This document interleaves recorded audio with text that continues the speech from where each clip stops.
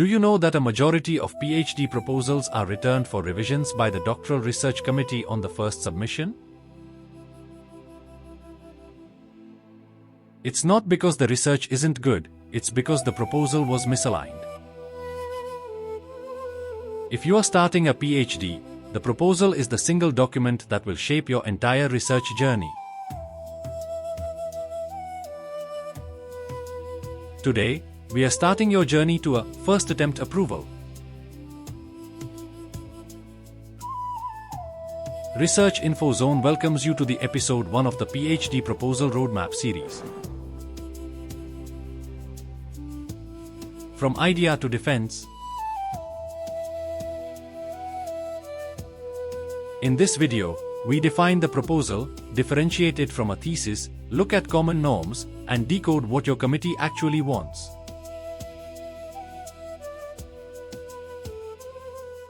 A proposal is your plan before the research begins. It defines the problem, explains why it matters, and shows how you intend to study it.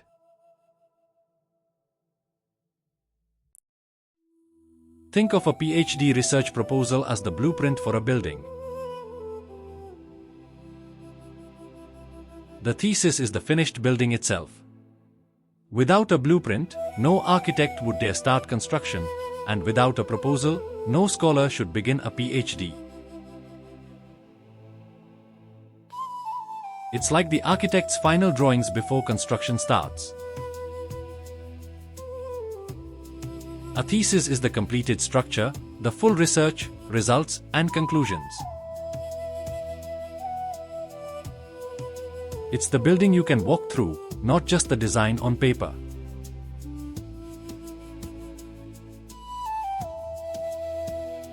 Here's a real-world analogy. If a PhD is a trip to the North Pole, the proposal is your map, your gear list, and your emergency plan. And the thesis? That's the actual journey completed, the photographs, the data, the story of how you reached the pole.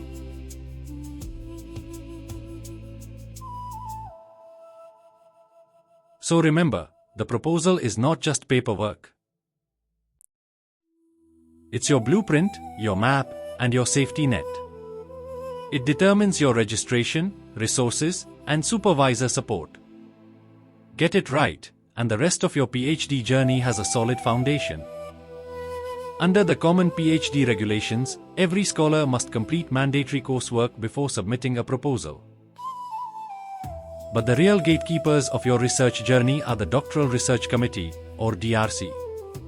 Think of them as the expedition board that reviews your plan before you set off. What do they check? 5 things, always. Clarity. Is your research problem clearly defined, or is it vague and unfocused? Methodology. Have you chosen the right design, tools, and techniques to answer your questions? Feasibility. Can this study be realistically completed within the PhD timeline and with available resources? Originality. Does your proposal add something new to knowledge, or is it just repeating what's already been done? Ethical readiness. Proving your study is safe, responsible, and compliant before you start. Imagine again that PhD journey to the North Pole. The DRC wants to see that your map is clear, your gear is appropriate, your timeline is achievable, and your destination is worth reaching. If you can show all 4, your proposal stands a strong chance of approval. Most beginners think research is about finding information, collecting facts, quoting authors, and filling pages. But that's exam thinking, not research thinking. In research, the real skill is finding what's missing. A research gap is the space between what we already know and what we still don't.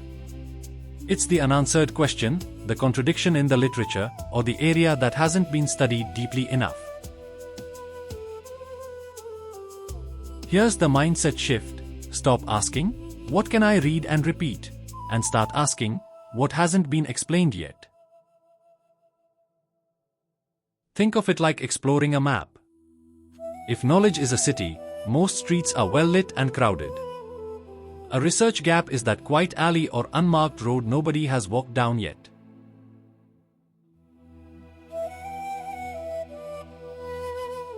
Your job as a scholar is to notice those empty spaces and say, "This is where I'll build my contribution."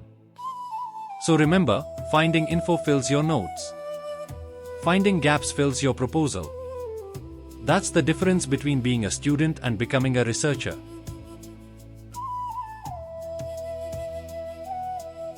Let's quickly recap what we've learned today. Proposal is equal to blueprint. It's the design plan for your PhD, the map, the gear list, and the safety net before the journey begins. DRC is equal to gatekeepers.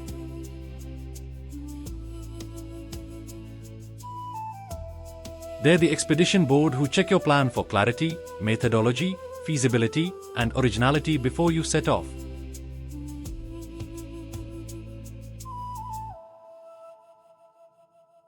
Mindset is equal to gap finder.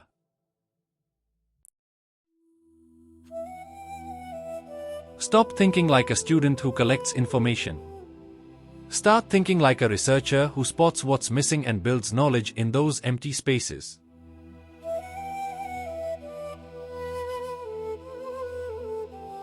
Keep these three anchors in mind: blueprint, gatekeepers, gap finder, and you'll be well prepared for the next step in your PhD journey.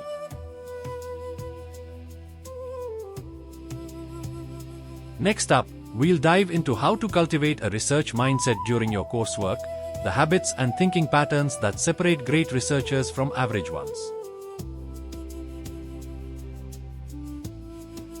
Before you go, I'd love to know, what is your chosen field of study, and the biggest worry about writing a proposal? Share it in the comments below. Your answers will help shape examples in future episodes. And don't forget to subscribe so you don't miss episode 2. See you there!